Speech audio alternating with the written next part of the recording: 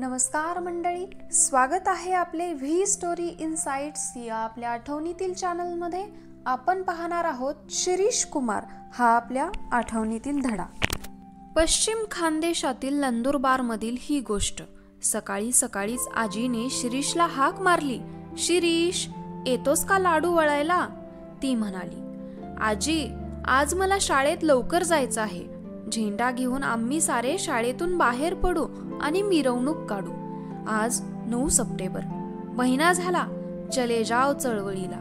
इंग्रज या देशातून जाईल का? आजी म्हणाली, आम्ही त्याला घालू, त्यासाठी वाटेल ते करू अथवा मरू. आधी आजीला मदत कर, ये लाडू वळ. शिरीष हा सर्वांचा लाडका मुलगा होता. शाळेतील त्याचा अभ्यास चांगला होता. तो हस्तलिखित पत्रिकेत लिहायचा, मुलांना जमवून खेळ खेळायचा, घरी स्वयंपाकात मदत करायचा, विजेचा दिवा बिघडला तर दुरुस्त करायचा. शिरीषला अशा अनेक गोष्टी करता येत. शिरीष लाडू वळत बसला. दुसऱ्या दिवशी त्याच्याकडे कसला तरी घरगुती कार्यक्रम होता, म्हणून तयारी चालली होती. घड्याळात 11 वाजले. ताडकन शिरीष उठला. आजी जातो ग, असे म्हणून तो निघून गेला. शाळेत मुले आली होती. शिरीष येताच सारी त्याच्या भोवती जमली. शिरीष, ते बघ पोलीस. सरकारने मिरवणुकीला झेंडा न्यायला बंदी घातली आहे, एका मुलाने माहिती दिली. असू दे बंदी, पोलीस काय करतील? फार तर लाठीमार करतील, मिरवणूक उधळून लावतील, एवढंच ना. आपण भ्यायचं नाही, आपल्या देशाचे आपण शूर शिपाई आहोत. शिरीषने सर्वांना गोलाकार उभे केले. एकाच्या हातात झेंडा दिला. इतक्यात एक पोलीस झेंडा हिसकवायला आला. त्या मुलाने तो दुसऱ्याच्या हातात दिला. पोलीस तिथे गेला, तोच झेंडा तिसऱ्याच्या हातात. पोलीस चिडला आणि तनतनत निघून गेला. मुलांनी जय जयकार केला. करेंगे या मरेंगे, 40 कोट नहीं दबेंगे, असे जयघोष झाले. मिरवणूक सुरू झाली. दारांतून खिडक्यांतून मोठी माणसे लहान मुलांची हिंमत पाहत होती. मिरवणूक मुलींच्या शाळेजवळ आली. वर्गावर्गातून सगळ्या मुली बाहेर पडल्या. जयघोष करत त्या मिरवणुकीत सामील झाल्या.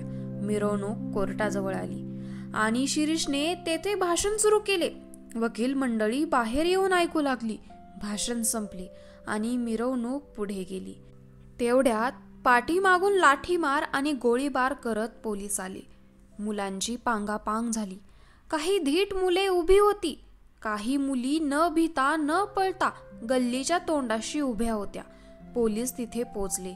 विजेप्रमाणे शिरीष तेथे आला आणि म्हणाला, आधी आम्हाला मारा, मुलींवर काय गोळ्या झाडता? ही माझी छाती उघडी आहे. अधिकाऱ्याने चिडून गोळी झाडली, पण नेम चुकला. जरा नीट नेम धरा, गोळ्या संपल्या नाहीत ना? शिरीषने विचारले आणि त्या अधिकाऱ्याने जवळून गोळ्या घातल्या. बाळ शिरीष पडला. आणि हा कोण? हा लालदास, शिरीषचा प्राणापेक्षाही आवडता मित्र. गोळी लागून तोही पडला. झाडाआड 10 वर्षाचा धनसुखलाल उभा होता. त्यालाही भोसकून ठार करण्यात आले. हा शशीधर आणि हा 8 वर्षाचा घनश्याम, त्यांनाही गोळी लागली. पाणी पाणी, शिरीष क्षीण स्वरात म्हणाला. लोकांच्या डोळ्यात पाणी आले. एकाने पाणी आणले. तेवढ्यात पोलीस अधिकारी गरजला, खबरदार, पाणी द्यायला पुढे याल तर गोळ्या घालू. भारत मातेला स्वातंत्र्याचे अमृत मिळावे म्हणून त्या मुलांनी प्राण दिले. पाणी पाणी करत स्वराज्य स्वातंत्र्य म्हणत महात्माजींचे नाव ओठांवर खेळवत त्या मुलांनी मरण पत्कारले. ती अमर झाली. धन्य ती तेजस्वी मुले, धन्य तो शिरीष कुमार आणि धन्य त्याचे ते बालसवंगडी. असा हा लेखक साने गुरुजी यांचा धडा शिरीष कुमार. हा धडा 1997 ते 2004 मधील आवृत्तीनुसार इयत्ता 3तील 5वा धडा. हा धडा आणि हा व्हिडिओ आवडल्यास कॉमेंटमध्ये आपल्या प्रतिक्रिया नोंदवायला विसरू नका. आणि असेच अनेक नवनवीन व्हिडिओ पाहण्यासाठी किंवा कथा, कादंबऱ्या, गोष्टी, कविता ऐकण्यासाठी व्ही स्टोरी इनसाइट्स या चॅनलला लाईक, शेअर आणि सबस्क्राईब करायला विसरू नका. धन्यवाद.